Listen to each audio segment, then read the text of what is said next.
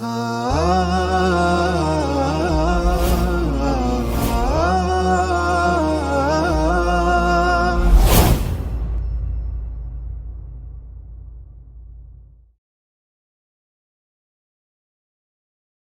Ibu sekalian, kita sudah bahas tentang rukun sholat yang berkenaan dengan ruku. Insya Allah pada saat ini kita akan bahas tentang i'tidal. Apa itu i'tidal? I'tidal adalah berdiri sejenak yang memisahkan antara ruku dan sujud. Jadi ketika kita ruku mau sujud, kita berdiri dulu sejenak. Sami Allahu liman hamidah. Nah, ini dinamakan dengan i'tidal. Sehingga kita kembali berdiri seperti sebelum ruku. Melakukan i'tidal dengan tumakninah sampai berdiri sempurna. Jangan sampai sami Allahu liman hamidah belum kita berdiri sempurna sudah Allahu akbar sujud. Jangan sampai, karena itu bisa membatalkan sholat kita. Jadi sami Allahu liman hamidah, berdiri sejenak, lalu kemudian baru kita Allahu akbar menuju ke sujud kita. Rasulullah Shallallahu Alaihi Wasallam bersabda atau disifati bagaimana kalau beliau i'tidal di dalam sholatnya. Wa kana idza rafa'a ra'sahu minar ruku', dan kalau beliau mengangkat kepalanya dari ruku, lam yasjud hatta yastawiya qa'imah, maka beliau tidak akan sujud sampai berdiri lurus dan sempurna. Ini tuntunan Rasulullah Shallallahu Alaihi Wasallam. Salat kita sangat ditentukan oleh keikhlasan niat, kemudian oleh ittiba, mengikuti sunnah dan tuntunan Rasulullah Shallallahu Alaihi Wasallam. Dalam pelaksanaan ini, Bapak Ibu sekalian, kita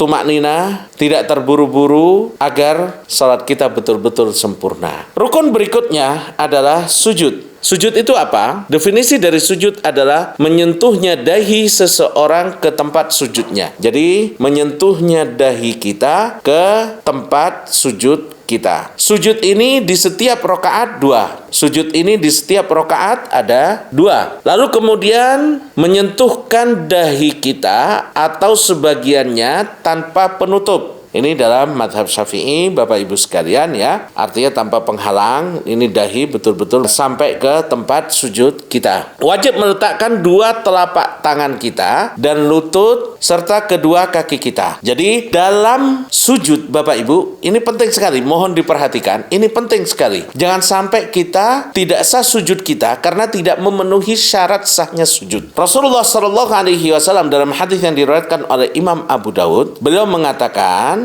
umirtu an asjuda ala sab'ati a'zum. Saya diperintahkan oleh Allah Subhanahu wa taala untuk sujud di atas 7 anggota tubuh. Jadi dalam sujud itu harus ada 7 anggota tubuh kita yang menyentuh tanah atau menyentuh lantai ya, tempat kita sholat. Entah itu sajadah, entah itu karpet, entah itu marmer, entah itu apapun tempat sholat kita. Harus ada 7 yang terkena lantai. Apa itu? Rasulullah Shallallahu Alaihi Wasallam beliau menunjuk ke al-jabhah, dahi dan hidung. Jadi di kepala kita ini yang harus menyentuh adalah dahi dan hidung. Jangan sampai cuma dahi kita yang menyentuh tapi hidungnya nggak menyentuh. Ini nggak sempurna. Atau cuma hidungnya, dahinya nggak menyentuh. Ini juga nggak sempurna. Jadi wajah kita yang harus menyentuh tempat sujud saat kita sujud adalah dahi dan hidung. Ini dihitung 1. 2 dan 3 telapak tangan kanan, telapak tangan kiri. Berarti ini udah 3 ya. Lalu kemudian kedua lutut kita. Ini berarti 4 dan 5. Lalu kemudian kaki kita ya, kaki atau ujung jari kaki kanan dan ujung jari kaki kiri. Kami ulangi, Rasulullah Shallallahu Alaihi Wasallam meminta kepada kita ketika sujud agar sujudnya sempurna, maka ada 7 anggota tubuh yang harus menyentuh ke tanah atau ke lantai atau ke sajadah. Apa saja itu? Yaitu dahi dan hidung dihitung 1. Kemudian telapak tangan kanan dan telapak tangan kiri. Ini udah 2 dan 3. Lutut kanan 4, 5 lutut kiri, 6 kaki kanan, ujung jari kaki kanan, lalu kemudian kaki kiri 7. Jadi ini harus menyentuh semuanya. Nggak bisa Bapak Ibu sekalian, kita sujud, terus kedua kaki kita misalkan diangkat, nggak kena ke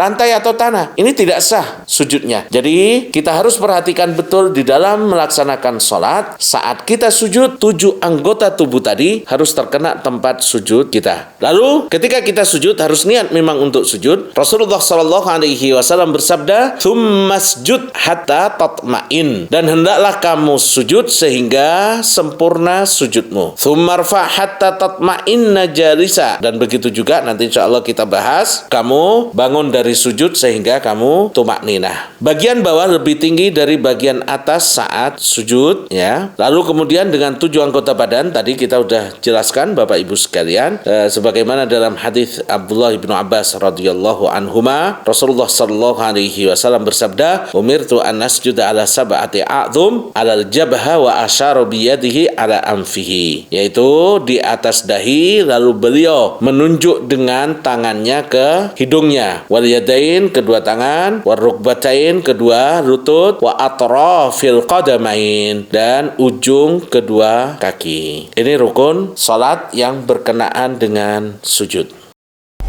Yuk ikut jadi orang tua asuh untuk lebih dari 5.000 penghafal Al-Quran.